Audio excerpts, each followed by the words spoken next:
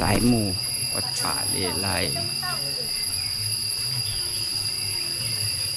บรรยากาศวัดป่าเลไลโอ้บรรยากาศดูโอ้ทางนี้ก่อนวัดป่าเลไลสายหมู่เราก็ไว้ก่อนห้ามเข้าวิชา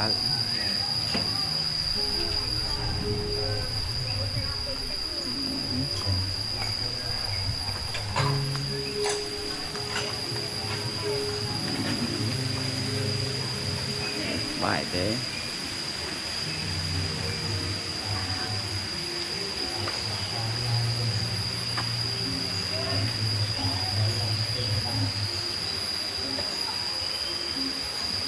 วัดที่3วัดป่าเลไล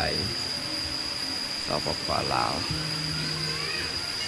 บรรยากาศ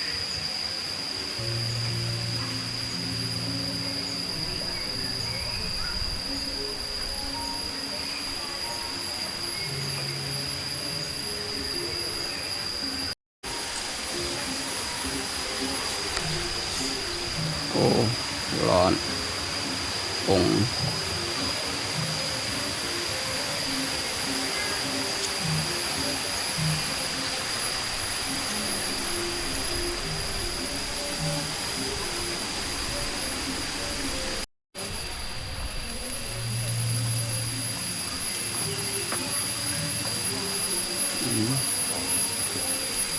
อ๋อวัดป่าเลไลข่อยมีกินนารีด้วยเหรอมีอุโมงค์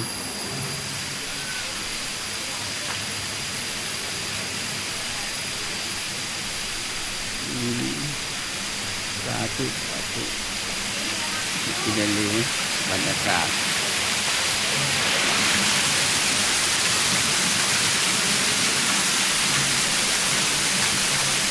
น้ำตกไหลเย็น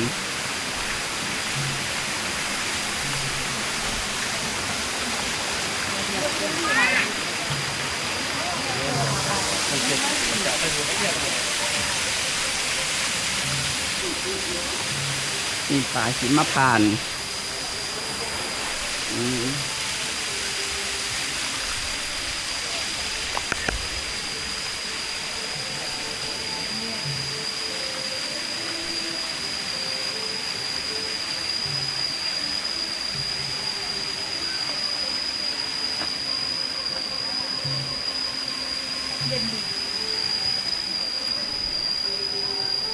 อีกชั่วโมงนึงถึงจะเย็น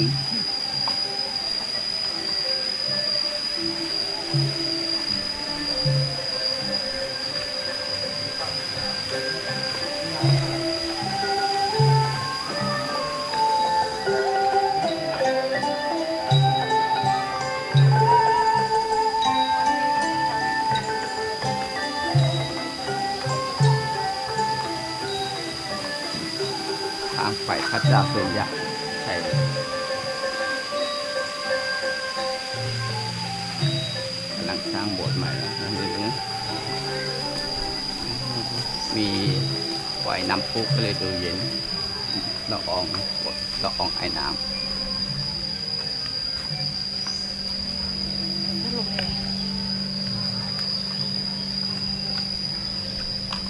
ที่ชั้นเนี่ยที่ชั้นเนี่ย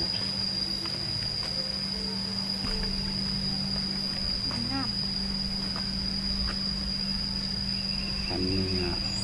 1 2 3 4 5 6 7ชั้นสวรรค์ชั้น7ทางจอดรถอีกฝั่งหนึ่งอ๋อครับ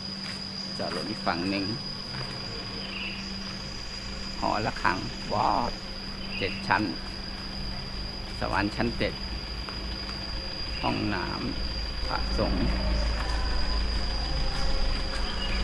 เราก็จะเข้าไปโบสถ์หน่อยเข้าโบสถ์นี่ก่อนโบสถ์กำลังสร้าง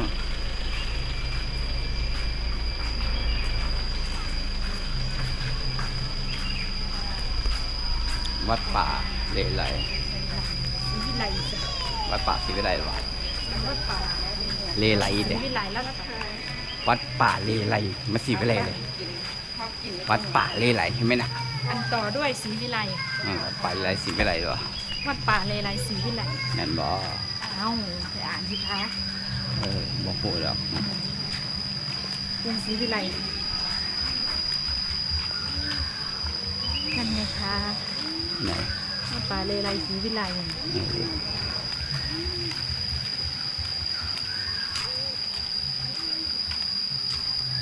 จะขึ้นไป น้องมาตัวดูดิก่อนสร้างเสร็จแล้วก็มาดูตัว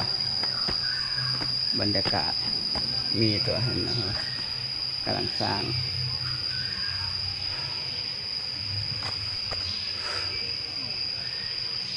โบสถ์สวยๆเสร็จแล้วก็จะสวยเลยเนี่ยเออ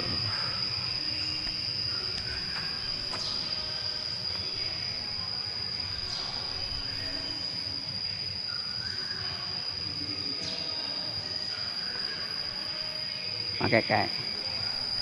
เข้าพามานะอันนี้ก็มา ๆโอ้แสดงว่าจุดสำคัญคือเอาเจดีย์มาเพราะเป็นเจดีย์ไม่ใช่เด เขาเรียกว่าที่ตีละครั้ง อันนี้เนี่ย อย่าว่ามีคาเฟ่ทเวนะ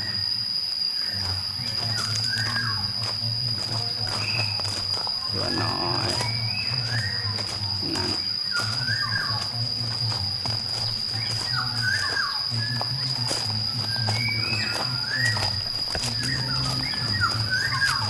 สบายปีใหม่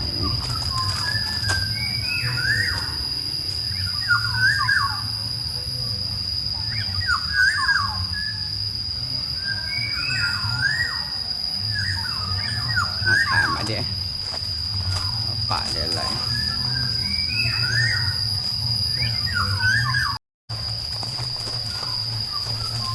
ดูนูกันออกก่อน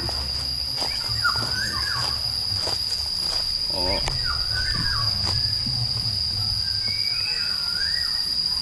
นกแก้วกินนู้นนกแก้วนกจริงนู้น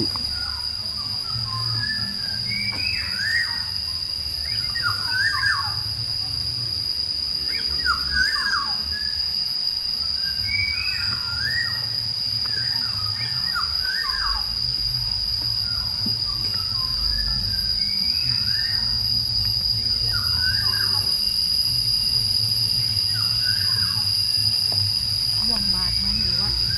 ป่าแนวตาล หลังสร้างไม่ทันเสร็จสร้างทางเดิน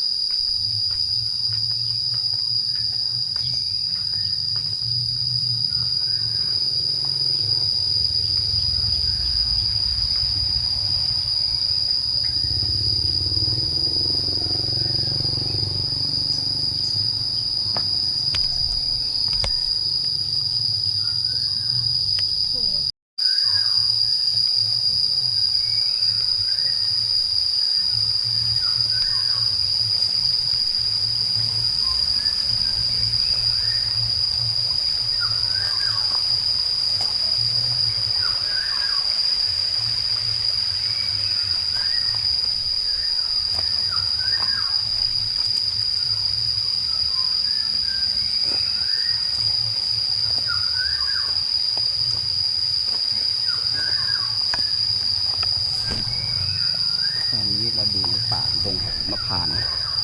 ป่ารกทึบมีน้ำไหลลำธารไหลเอื่อยๆ